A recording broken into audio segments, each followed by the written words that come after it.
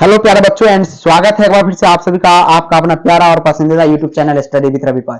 प्यारे साथियों, आपका पढ़ाई एकदम अच्छी तरह से चल रहा होगा और उम्मीद है कि आप लोग 90% कुछ ही दिनों में उठाने वाले हैं अपने पेपर में। प्यारे साथियों, आज हम हिंदी के सब्जेक्टिव क्वेश्चंस का द एंड करने वाले हैं। जी हाँ, 2 नंबर में आपके जितने सारे प्रश्न पूछे जा सकते हैं आपके पूरे हिंदी के प्यारे साथियों चैप्टर से सभी क्वेश्चंस आपके यहाँ पे लाए गए हैं। तो इस चैनल पर अभी तक नए हैं तो लाइक सब्सक्राइब शेयर फटाफट से कर दीजिए और जितने भी भाई बहन दोस्त जितने भी ग्रुप है इस क्लास को तो निश्चित रूप से आप शेयर कर दीजिए ताकि सभी का यहाँ पे भला हो सके और आज की क्लास से सारे जितने भी सब्जेक्टिव क्वेश्चंस है सभी आपका क्लियर हो जाएगा। चलिए, कुछ क्वेश्चंस हम पहले क्लास में कर चुके थे, उसमें आप लोगों ने लगभग 22 से 2300 स्टूडेंट ने उसे देखा है और काफी उसमें प्यार मिला है, तो काफी इंपॉर्टेंट वो भी क्वेश्चन था, आप लोग उसे जाकर जरूर देखिए। स्टार्ट करते हैं आज का 8 नंबर सवाल से। प्यारे साथियों, ये सवाल आपसे पूछा जा रहा है कि अगर हम में वाक शक्ति ना होती तो क्या होती।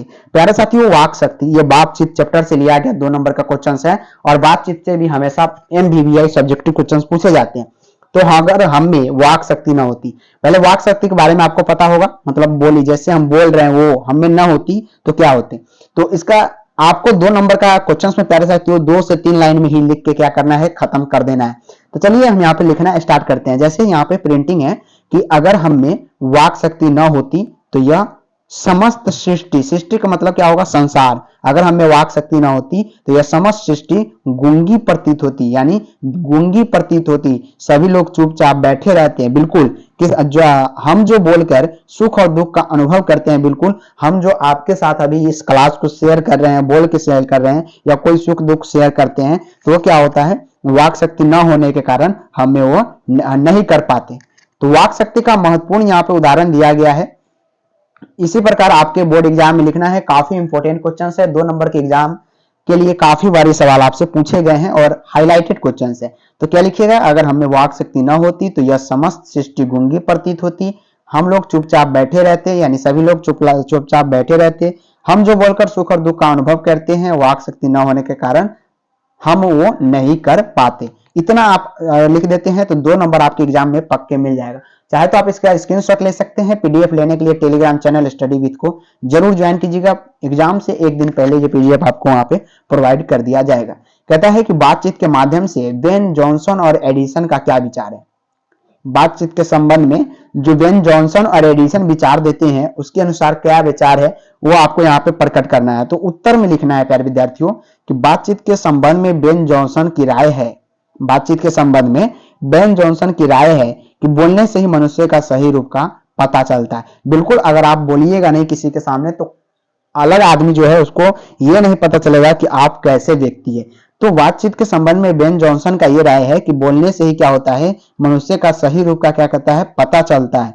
अगर मनुष्य चुपचाप रहे तो उसके गुण तथा अवगुण पता नहीं चल पाएगा। बिल्कुल बेन जॉनसन बिल्कुल राइट बोलते हैं। एडिसन का राय कहता है कि असल बातचीत सिर्फ 2 व्यक्तियों में हो सकती है। ये जो है प्यारे विद्यार्थियों आपके ऑब्जेक्टिव के लिए भी काफी इंपॉर्टेंट है ये लाइन कि एडिसन की राय जो है असल बातचीत सिर्फ 2 व्यक्तियों में हो सकती है। किसका राय है, एडिसन का राय है, जिसका तात्पर्य यह हुआ कि एक दूसरे से दिल बोल के बात कर सकते हैं। अगर वहां कोई तीसरा व्यक्ति आता है फिर तो बातें खुलकर नहीं हो पाती। बिल्कुल राइट कहते हैं कि असल बातचीत सिर्फ 2 ही व्यक्ति के बीच हो सकती है, अगर तीसरा व्यक्ति कोई बीच में आ जाता है तो वो असल बातचीत नहीं हो पाती है। स्क्रीनशॉट आप ले सकते हैं। चलिए अगला सवाल है कि आर्ट ऑफ कन्वेंशन क्या है। फिर विद्यार्थियों आर्ट ऑफ कन्वेंशन क्या है बताने का प्रयास कीजिएगा। काफी MBBI सवाल है, 2 नंबर के क्वेश्चंस जो है आज के एग्जाम के लिए जो होगा काफी इंपॉर्टेंट क्लास होगा और सभी सब्जेक्टिव क्वेश्चंस यहाँ पे आपके क्लियर हो जाएंगे। इससे बाहर एक भी सब्जेक्टिव क्वेश्चंस आपसे नहीं पूछे जाएंगे। तो आर्ट ऑफ कन्वेंशन क्या है आपको मैं बता दूं कि यह बात करने की एक ऐसी कला है। क्या है आर्ट ऑफ कन्वेंशन? एक बात करने की ऐसी कला है जिसमें बातचीत के दौरान चतुराई के साथ प्रसंग छोड़े जाते हैं। बिल्कुल चतुराई के साथ क्या छोड़े जाते हैं, प्रसंग छोड़े जाते हैं जिन्हें सुनकर अत्यंत सुख मिलता है। यह कला यूरोप के लोगों में ज्यादा पाई जाती है। यह कला कहाँ के लोगों में पाई जाती है, यूरोप के लोग यहाँ पे याद रखिएगा। तो आपसे एक क्वेश्चन ऑब्जेक्टिव में पूछा जाता है कि आर्ट ऑफ कन्वेंशन कहाँ के लोगों में पाई जाती है, तो यूरोप याद रखिएगा। किसके? यूरोप के लोगों में। ये ऑब्जेक्टिव भी 1 नंबर आपको निश्चित रूप से पूछे जाएंगे और ये जो है प्यारे विद्यार्थियों ये पक्का सब्जेक्टिव क्वेश्चंस यानी 2 नंबर के क्वेश्चंस में आपसे पूछे जाएंगे। चाहे तो आप इसका स्क्रीनशॉट ले सकते हैं। तो आपको पता चल गया कि आर्ट ऑफ कन्वेंशन क्या है। यह बातचीत करने की ऐसी कला है जिसमें बातचीत के दौरान चतुराई के साथ प्रसंग छोड़े जाते हैं, इन्हें सुनकर अत्यंत सुख मिलता है। यह कला यूरोप के लोगों में ज्यादा पाई जाती है। इतना अगर आप लिख देते हैं तो 2 मार्क्स आपको फुल मार्क्स मिलेंगे और कुछ भी नंबर आपको नहीं काटा जाएगा, क्योंकि 2 नंबर के क्वेश्चंस कम से कम प्यारे विद्यार्थियों 2 से 3 लाइन में ही होना चाहिए, इससे ज्यादा लाइन में नहीं होना चाहिए। इससे ज्यादा अगर लाइन में आप लिखते हैं तो आपको 0 नंबर दिया जाएगा, क्योंकि एग्जामिनर को ऐसा लगेगा कि अपने मन से लिखा है और मन से लिखी गई बातें और किताब वाली बातें में अंतर होती है। तो एग्जाम में आपको क्या लिखना है? किताबी बातें लिखनी है। चलिए, लहना सिंह कौन था? लहना सिंह कौन है या कौन था? काफी इंपॉर्टेंट एंड एमवीवीआई सवाल है। काफी बार ये सवाल आपके बोर्ड एग्जाम में पूछे गए हैं। निश्चित रूप से 2024 के एग्जाम में भी ये सवाल आपसे पूछे जाएंगे। लहना सिंह कौन है प्यारे विद्यार्थियों? तो याद रखिएगा, उत्तर में आपको यहाँ पे लिखना है कि लहना सिंह उसने कहा था कहानी का नायक है। सबसे पहला लाइन जो है, लहना सिंह उसने कहा था कहानी का नायक है, ये लिखना अत्यंत ही आवश्यक है प्यारे विद्यार्थियों। इतना अगर आप लिख देते हैं प्यारे विद्यार्थियों और आगे कुछ नहीं लिखते हैं, तब भी आपको क्या होगा? यहाँ पे 2 नंबर पक्के दिए जाएंगे, क्योंकि आपने मेन पॉइंट वहां पे लिख दिया है कि लहना सिंह उसने कहा था कहानी का क्या है? नायक है। सबसे मेन पॉइंट है। आगे लिखना है कि वह एक वीर सैनिक है, उसे अपने प्राणों की चिंता नहीं है। बिल्कुल राइट यहाँ पे लाइन लिखा गया है और काफी एमबीबीआई लाइन है। इतना भी अगर आप लिख के छोड़ देते हैं तो 2 नंबर फुल मार्क्स आपके दिए जाएंगे यहाँ पे। चलिए, नेक्स्ट लाइन में भी हम कुछ लिखना चाहते हैं तो लिख देते हैं कि लहना सिंह में मानवीय संवेदना भी भरी हुई है। आप तो सिर्फ इतना ही लिखिएगा, इतना ही आपके लिए काफी है, लेकिन अगला लाइन भी है कि लहना सिंह में मानवीय संवेदना भी भरी हुई है। वह दिए गए वचन को निभाना जानते हैं, वह प्रेम से लबालब भरा है। कौन? लहना सिंह भरा हुआ है। लहना सिंह अपने बचपन को निभाता हुआ गोली का शिकार बनते हैं।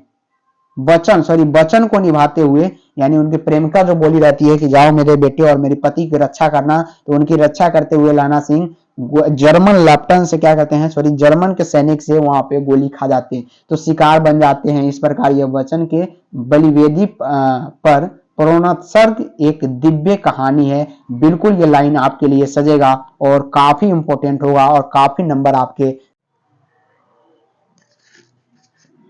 चलिए साथियों, अगला नंबर सवाल की ओर हम लोग बढ़ते हैं और अगला सवाल है कि कहानी के मुख्य पात्र की एक सूची तैयार करें। यानी कौन सी कहानी की? तो लहना सिंह जिसका मुख्य पात्र है उसने कहा था का, उसका यहाँ पे मुख्य पात्रों की सूची तैयार करनी है। तो आपको पता ही है लहना सिंह जो है इसका मुख्य पात्र है, तो लिखना है। वैसे तो कहानी के कई पात्र हैं, परंतु जो मुख्य पात्र है उनकी सूची निम्नलिखित है। जैसे लहना सिंह, सूबेदार, सूबेदारनी, बोधा सिंह, अतर सिंह, महासिंह, विजीरा सिंह आदि। इतना अगर आप लिख देते हैं, काफी विख्यात क्वेश्चन है और बोर्ड के द्वारा काफी बार पूछे गए सवाल है। इतना अगर आप लिख देते हैं तो 2 नंबर आपके फुल मार्क्स मिल जाएगा और 1 भी नंबर आपका नहीं काटा जाएगा और आप 90% को भी पार कर सकते हैं अगर इस प्रकार आप क्वेश्चंस को, आज की क्लास के क्वेश्चंस को अगर आप तैयार कर लेते हैं। काफी इंपॉर्टेंट क्लास होने वाला है और जो स्टूडेंट आज की क्लास को अगर देख लेंगे पूरा तो वो 90% को पार निश्चित रूप से हिंदी में और इंग्लिश में भी कर जाएंगे। जितनी भी क्लास आपको अभी तक प्रोवाइड किया गया है प्यारे साथियों, सभी को आप देखना स्टार्ट कर दीजिए, चाहे वो 10 घंटा में क्यों ना खत्म हो। और आपको मैं एक अच्छी बात बता दूं कि 30 से 40 मिनट की क्लास में प्यारे विद्यार्थियों यूट्यूब के इतिहास में 100 क्वेश्चन से 350 क्वेश्चन तक देने का प्रयास किया गया है। जी हाँ, 40 मिनट के क्लास में इतने सारे क्वेश्चन देने का प्रयास है।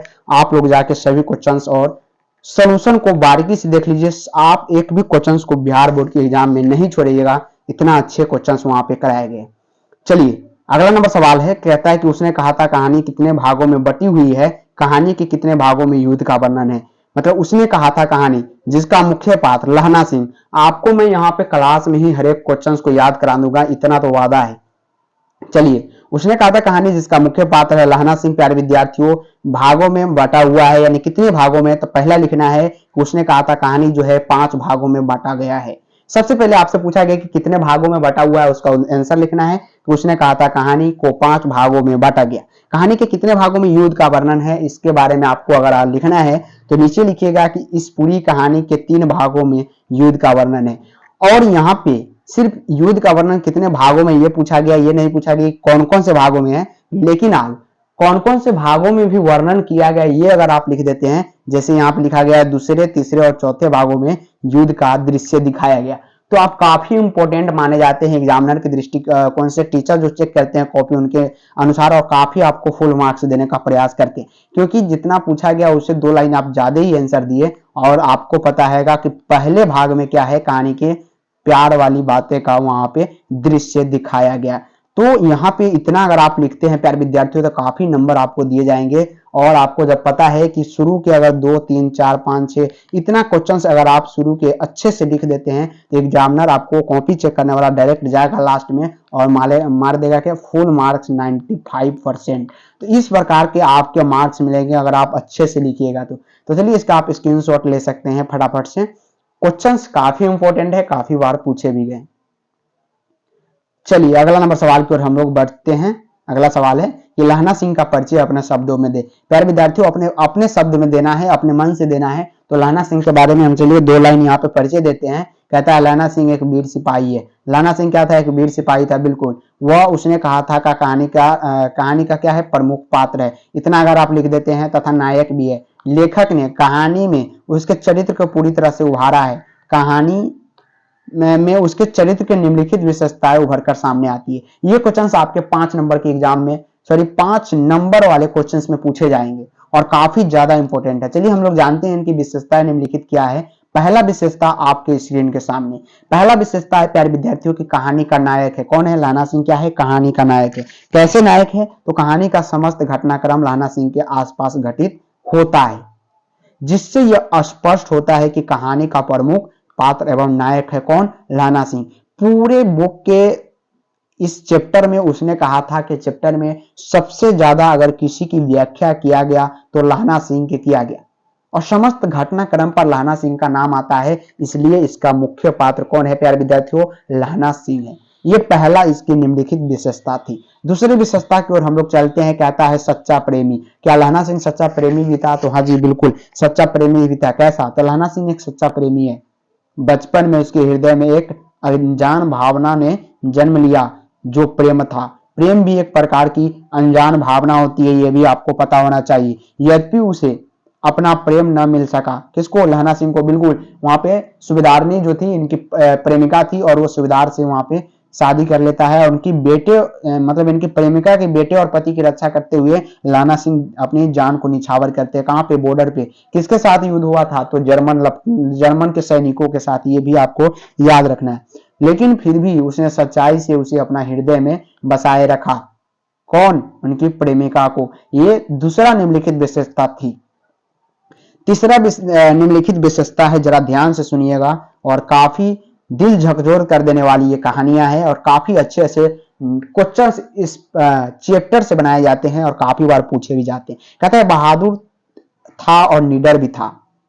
बहादुर तथा निडर, कौन, लहना सिंह। बिल्कुल, कैसे बहादुर और निडर है, तो ध्यान से सुनिएगा। लहना सिंह बहादुर तथा निडर व्यक्तित्व का स्वामी है, तभी तो वह बैठे रहने से बेहतर युद्ध को समझता है। कहता है कि बैठे रहने से अच्छा है कि अपने बॉर्डर पर जाके दूसरे सैनिक से युद्ध करे और अपने देश के लिए जिए। तो ये बैठने से अच्छा युद्ध को समझता है कौन, लहना सिंह, इसलिए बहादुर और निडर भी इसे कहा जाता है। चलिए चौथा पॉइंट है निम्नलिखित विशेषता की और काफी ज्यादा ये चौथा पॉइंट इंपॉर्टेंट है। कहता है चतुर है। चतुर कैसे हैं प्यारे विद्यार्थियों, तो लहना सिंह आपको पता ही है जर्मन लेफ्टिनेंट को मार गिराया था। कैसे, जब उनके सैनिक में उन्हीं के सैनिक के वर्दी पहन के उन्हीं के सैनिक के राइफल लेके घुस गया था, कहां के, जर्मन लेफ्टिनेंट। तो कहता है लहना सिंह बहादुर होने के साथ साथ काफी चतुर भी था। चतुर मतलब चालाक था, इसलिए उसे लेफ्टिनेंट साहब के नकली होने की शक हो गया और उसने चतुराई से उसका भांडा फोड़ दिया और बंदूक के पीछे वाली जो हुरा होती है उससे मार के वहां पे जर्मन लेफ्टिनेंट को मार गिराया था। आपको पता होगा लहना सिंह के बंदूक का नंबर 77 है। काफी बार ये ऑब्जेक्टिव क्वेश्चंस में आपसे पूछा जाता है, याद रखिएगा। लहना सिंह कहाँ रहता था, ये भी याद रखिएगा। अपने मामा के पास लहना सिंह रहा करता था। उनकी प्रेमिका के मिलन वहां अमृतसर में हुआ करता था, ये आपको पता होना चाहिए। काफी ऑब्जेक्टिव इस प्रकार के आपको कराया गया है। इसी चैनल पर जाइए और सभी क्लास को देखना प्रारंभ कर दीजिए। पांचवा भी इसका कोई निम्नलिखित विशेषता है, लेकिन वो क्या है सर, ध्यान से सुनिएगा, काफी इंपॉर्टेंट लाइन है। 5वां नंबर विशेषता में कहता है सहानुभूति तथा दयालुपन। कठोर तो थे, वो कहते थे कि मर जाना बैठे रहने से अच्छा है कि बॉर्डर पर जाके युद्ध करना, लेकिन उनके अंदर दया भी था, दयालुपन भी था, सहानुभूति भी थी। कैसी सहानुभूति और दयालुपन था, तो लहना सिंह के चरित्र में सहानुभूति तथा दया भाव भी विद्यमान है, इसलिए वो भीषण सर्दी में भी अपने कंबल और जर्सी बीमार बोधा सिंह को दे देता है। आपको पता है ये बोधा सिंह कौन है, इनके प्रेमिका का बेटा है, और अपनी इतनी ज्यादा ठंडी में सिर्फ अपने कंबल नहीं देता बल्कि अपनी क्या दे देता है प्यारे विद्यार्थियों, कंबल और जर्सी, जो जर्सी मिलता है सैनिक को वो भी उतार के बोधा सिंह को देने का कार्य करता है। कौन, लहना सिंह। इसलिए उसके अंदर क्या है, सहानुभूति है और दयालुपन है। चलिए 6ठा नंबर विशेषता क्या है, जरा ध्यान से सुनिएगा, ये क्वेश्चन निश्चित रूप से आपके एग्जाम में फंसेगा। जिस प्रकार बंसी में मछली फंस जाता है उसी प्रकार ये क्वेश्चन आपकी बोर्ड एग्जाम में फंसेगा, निश्चित रूप से याद रखिए और याद करके रखिए। ये सवाल आपके एग्जाम में 100 to 10% प्यारे विद्यार्थियों निश्चित रूप से पूछे जाएंगे। कहता है वचन पालन। वचन पालन भी लहना सिंह अच्छी तरह से कर लेता था। जैसे सूबेदार ने लहना सिंह से अपने पति और बेटे की प्राणों की रक्षा करने की बात कही थी। कौन, सुधारनी ने, यानी लहना सिंह की प्रेमिका ने कही थी कि जाओ मेरे बेटे और मेरे पति को बॉर्डर पर रक्षा करना, लेकिन लहना सिंह ने उसे एक वचन की तरह निभाया और उसके लिए अपने प्राण भी निछावर कर दिए। बिल्कुल सैनिक से गोली अपने सर पर खा के लहना सिंह ने उनकी पति और बेटे को बचाने का कार्य किया। तो ये लहना सिंह की विशेषता थी प्यारे विद्यार्थियों, और एक न एक विशेषता आपसे निश्चित रूप से याद हो गया होगा इतना अगर पढ़ाने के बाद, और आप 90% उम्मीद है कि सभी क्वेश्चंस आज के क्लास से आएंगे। चलिए 18 नंबर सवाल है, काफी इंपॉर्टेंट क्वेश्चंस है, काफी बार पूछे भी गए हैं, ध्यान से सुनिएगा, लास्ट तक सुनिएगा। काफी बार ये सवाल आपसे बोर्ड एग्जाम में प्यारे विद्यार्थियों पूछा गया कि मालती कौन थी। जी हाँ दोस्तों, मालती कौन थी, तो मालती अज्ञेय रचित कहानी रोज की पात्र है। रोज जो है प्यारे विद्यार्थियों आपके चैप्टर के अंतर्गत एक प्रकार की कहानी है और उन्हीं का पात्र है कौन, मालती। मालती कहता है मालती और लेखक के बीच भाई बहन का संबंध है। लेखक ने ही अपनी बहन के बारे में ये क्या किया है, कहानी लिखी है। तो कहता है मालती और लेखक के बीच भाई बहन का संबंध है। आगे कहता है कि मालती वस्तुत लेखक की दर के रिश्ते की बहन है। कहता है मालती वस्तुतः लेखक की दूर की होगा, यहाँ पे क्या होगा, लेखक के दूर के रिश्ते की क्या है, बहन है। यानी अपनी बहन नहीं है, लेकिन अजीबोगरीब जिस प्रकार के यहाँ पे रिश्ता चलता है, ममेरी फुफेरी, इस प्रकार के रिश्ते की क्या है, बहन है। कौन, यहाँ पे लेखक के कौन, रोज कहानी के मालती। तो इतना अगर आप लिखते हैं तो 2 नंबर आपके झोली में टीचर्स डालेंगे और कहेंगे जाओ मौज करो, मस्ती करो, और 95% का उम्मीद तो निश्चित रूप से है इस क्वेश्चन के जो आपके एग्जाम में पूछे जाएंगे। कहता है लहना सिंह के साथी का क्या नाम था। काफी इंपॉर्टेंट क्वेश्चन है प्यारे विद्यार्थियों, लहना सिंह के साथी कौन थे। तो चलिए इसका सॉल्व करने का प्रयास करते हैं और देखते हैं कि लहना सिंह के साथी कौन कौन थे। कहता है लहना सिंह के साथी का नाम वजीरा सिंह है। सबसे पहला और सबसे ज्यादा विख्यात इस कहानी में वजीरा सिंह भी आते हैं, इसलिए लहना सिंह का साथी का नाम क्या था, वजीरा सिंह। मरते समय लहना सिंह का सिर वजीरा सिंह के गोद में था। मरते समय लहना सिंह का जो क्या था, सिर जो था वजीरा सिंह के गोद में था। मांगने पर वह उसे पानी पिलाता है और लहना सिंह की मौत पर वजीरा सिंह फूट फूट कर रोता है। जी हाँ प्यारे विद्यार्थियों, काफी दयनीय कहानी है। अगर आप इसे पढ़िएगा प्यारे विद्यार्थियों तो काफी इमोशनल कर देने वाला ये कहानी आपको दिखेगी। तो बिल्कुल इस प्रकार की ये कहानी है, और काफी हमने आपको बताया कि काफी बार इंपॉर्टेंट क्वेश्चंस इस सवाल जो होते हैं इस चैप्टर से वो पूछे जाते हैं, और निश्चित रूप से आपके बोर्ड एग्जाम 2024 मात्र हिंदी के एग्जाम के और 5 दिन बचे हुए हैं, 5 से 6 दिन, और निश्चित रूप से इतना दिन अगर आप इसे याद रख सकते हैं तो याद रख लीजिए, निश्चित रूप से आपके बोर्ड एग्जाम में पूछेगा ही पूछेगा 100%। कहता है गैंग्रीन क्या है। ये चैप्टर तो और ज्यादा बारूद बन के आता है, बारूद बन के उभरता है आपके बोर्ड एग्जाम में कि गैंग्रीन आखिर क्या है। आपको पता होगा प्यारे विद्यार्थियों कि गैंग्रीन एक खतरनाक रोग है। क्या है, गैंग्रीन एक खतरनाक रोग है। सबसे पहला पॉइंट तो आप इसे याद रखिए।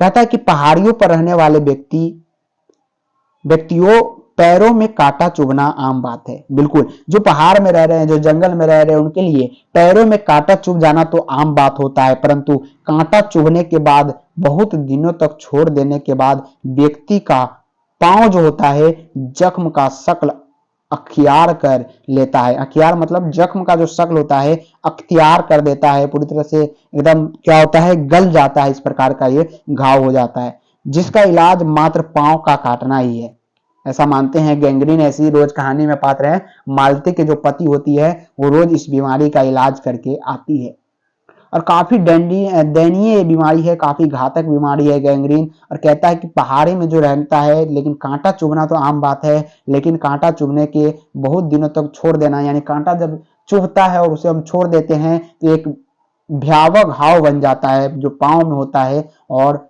मात्र पांव का काटना ही इसका इलाज मानता है, यानी इसका कोई इलाज नहीं है, सिर्फ जिस अंग में वो कांटा हला उसको काट के हटाना ही पड़ता है। कभी कभी तो इस रोग से पीड़ित रोगी की मृत्यु तक हो जाती है। ये आपके गैंग्रीन नामक बीमारी है। प्यारे विद्यार्थियों, काफी बार ये सवाल जो है हाईलाइट माने जाते हैं, एमबीबीआई क्वेश्चंस माने जाते हैं, और आपके एग्जाम के दृष्टिकोण से निश्चित रूप से 2024 में सवाल जो है पूछे जाएंगे। तो याद रखिएगा, काफी ज्यादा इंपॉर्टेंट क्वेश्चन ये आपके लिए होने वाला है। चलिए 13 नंबर क्वेश्चन है आज की इस क्लास का, और काफी इंपॉर्टेंट, जिसे हम एमबीबीआई गेस्ट सब्जेक्टिव क्वेश्चंस कह सकते हैं। निश्चित रूप से आपके एग्जाम में ऐसे सवाल पूछे। जी हाँ प्यारे साथियों, 13 नंबर सवाल आपके स्क्रीन के सामने है, और काफी बार ये सवाल पूछे गए हैं। निश्चित रूप से 2024 के एग्जाम में ये सवाल पूछे जाएंगे। कहता है कहानी से उन वाक्यों को चुने जिनमें रोज शब्द का प्रयोग हुआ है। तो सर्वप्रथम कहानी का शीर्षक ही रोज है, आपको ये लिखना है कि सर्वप्रथम कहानी का शीर्षक ही क्या है, रोज है। इसके अलावा कई स्थान पर रोज शब्द का प्रयोग हुआ है। मालती टोककर बोली, ओह मेरे लिए तो यह नई बात नहीं है, रोज की ऐसी बात है, रोज ऐसा होता है। क्यों पानी को कहता है क्यों पानी को क्या हुआ, रोज ही होता है, कभी वक्त पर आता ही नहीं। मैं तो रोज ऐसी बातें सुनती हूँ। मालती का जीवन अपने रोज के नियत गति से बहा जा रहा था। एक चंद्रमा की चंद्रिका के लिए, एक संसार के लिए रुकने को तैयार नहीं था। मालती ने रोते हुए शिशु को मुझसे लेने के लिए हाथ बढ़ाते हुए कहा, इसको चोटें लगती ही रहती है, रोज ही गिर पड़ता है। ये जो है, जो राइटर लिखे हैं, जो कहानी लिखे हैं, उनसे ये बातें होती है, और किससे होती है, मालती से होती है। तो आपसे पूछा जाता है यहाँ पे कि रोज जो शब्द है कहाँ कहाँ यूज किया गया वो बताइए। तो इतना अगर आप बता देते हैं तो काफी आपके लिए इंपॉर्टेंट होता है। हम चलते हैं 9 नंबर सवाल की ओर, और सवाल जो है काफी ज्यादा इंपॉर्टेंट है, जरा बताने का आप लोग प्रयास कीजिएगा। हाँ जी, तो 9 नंबर सवाल आपसे पूछा जा रहा है प्यारे विद्यार्थियों कि बिस्नी और मुन्नी को किसकी प्रतीक्षा है, वे डाकियों की राह क्यों देखती है। कौन, बिस्नी और मुन्नी किसकी प्रतीक्षा करते हैं, तो मानक की प्रतीक्षा करते हैं, और डाकिया की राह यहाँ पे देखते हैं क्योंकि चिट्ठी आने वाली होती है उस दिन, और चिट्ठी नहीं आती है। तो कहता है बिस्नी और मुन्नी को अपने घर के इकलौते बेटे मानक की प्रतीक्षा है, उसकी चिट्ठी आने का इंतजार में डाकियों की राह देखती है। कौन, मुन्नी। तो याद रखिएगा, इतना अगर आप लिखते हैं 90% उम्मीद है ये सवाल को आने का, जरूर आप इसे याद रखिए। स्क्रीनशॉट चाहे तो आप ले सकते हैं। चलिए, कहता है कि बिस्नी मानक को लड़ाई में क्यों भेजती है। प्यारे साथियों, काफी बार ये सवाल आपके बोर्ड एग्जाम में पूछे गए कि बिस्नी जो है मानक को लड़ाई में क्यों भेजती है। कोई ऐसा माँ भी हो सकता है जो अपने बेटे को लड़ाई में भेजे। तो यहाँ पे लिखा जाता है कि बिस्नी की घर की हालत बहुत खराब था, उसे अपनी बेटी का ब्याह भी करना है, इसलिए वो मानक को लड़ाई में भेजता है कि जाओ कुछ पैसे हो जाएंगे। यानी उनकी बेटी का ब्याह करना है, इसलिए वो पैसे की हालत की कमजोरी है, इसलिए वो अपने बेटे को मानक को लड़ाई करने के लिए बॉर्डर पे भेजता है। काफी एमबीबीआई सवाल है, बीबीआई है, और ये आपके एग्जाम के लिए काफी इंपॉर्टेंट होने वाला है। 2024 के एग्जाम में निश्चित रूप से सवाल पूछे जाएंगे।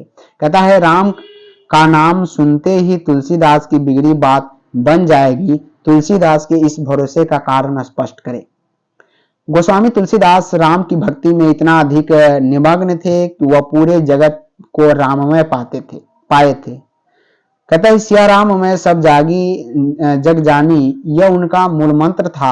अतः उनका यह दृढ़ विश्वास था कि राम दरबार पहुंचते ही उनकी बिगड़ी बातें बन जाएगी, अर्थात राम जो ही उनकी बातों को जान जाएंगे, उनका समस्याओं एवं कष्टों से परिचित होंगे, वे इसका समाधान कर देंगे, उनकी बिगड़ी हुई बातें बन जाएगी। यही है रामचरितमानस की बातें करते हैं। याद रखिएगा इस सवाल को। कहता है कि पुत्र के लिए उसकी माँ क्या क्या करती है।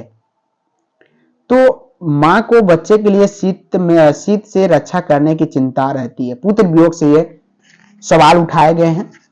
हमने जैसे ही पढ़ा कि माँ को बच्चे के लिए शीत से रक्षा करने की चिंता होती है, शीत शब्द जो आया तो ऐसा लगा कि ये पुत्र वियोग से लिया गया।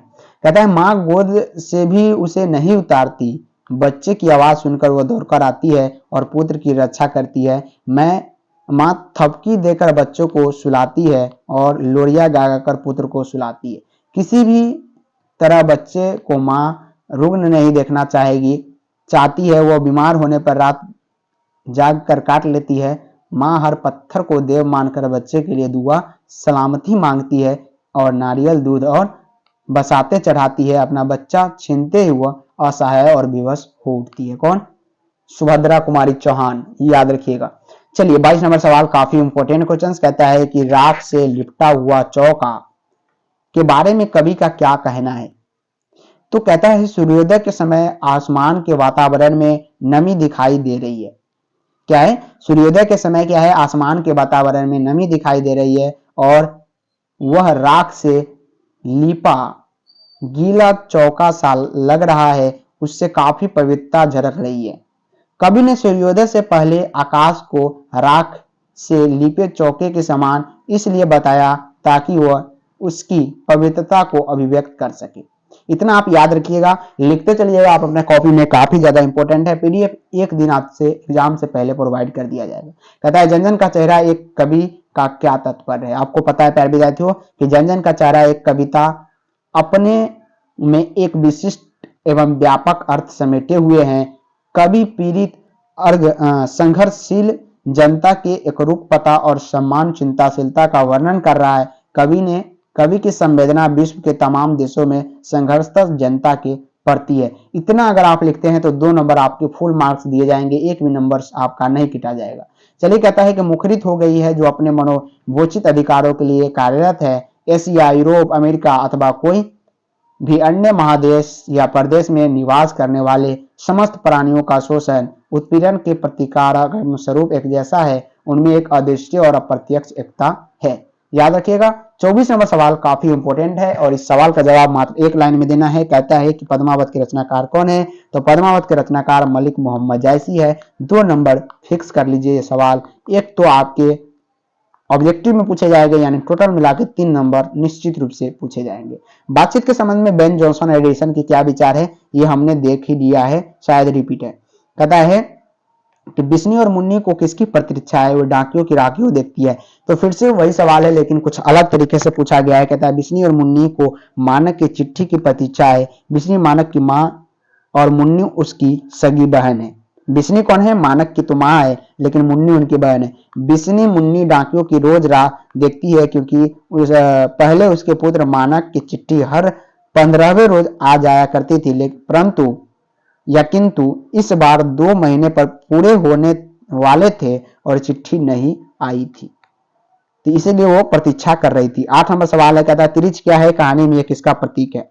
आपको पता है काफी घातक डेंजरस ये चैप्टर्स है। कहता है तिरिच एक बेहद जहरीली जीव है जिसके काटने से व्यक्ति का बचना नामुमकिन हो जाता है। यह जैसे ही आदमी को काटता है वैसे ही वहां से भागकर किसी जगह पेशाब करता है। कौन? तिरिच। मतलब किसी को काटता है और अलग जाके वहां पे पेशाब करता है और उस पेशाब में लेट जाता है। अगर तिरिच ऐसा कर दे तो आदमी बच नहीं सकता। वही तिरिच काटने के लिए तभी दौड़ता है जब उससे नजर टकरा जाए। कहानी में तिरिच मृत्यु का प्रतीक माना जाता है। जिस भीषण अर्थ के शिकार बाबूजी बनते हैं, बेटे के सपनों में तिरिच बनकर प्रकट होता है। तो प्यारे साथियों, ये जो सवाल था सभी क्वेश्चन सब्जेक्टिव था और 2 नंबर के क्वेश्चंस में आपसे पूछे जाएंगे। निश्चित रूप से एमबीबीआई साबित होगा आपके एग्जाम के लिए। दोबारा इस वीडियो को आप लोग जरूर देख लीजिएगा, इस क्लास को, और निश्चित रूप से आपके 95% होने के लिए काफी ये क्वेश्चंस लाभदायक साबित होगा। मिलते हैं फिर से MVVI objective and subjective questions के साथ। तब तक के लिए आज के लिए इतना ही। Bye bye, take care. ज्यादा से ज्यादा शेयर, लाइक, सब्सक्राइब जरूर करें।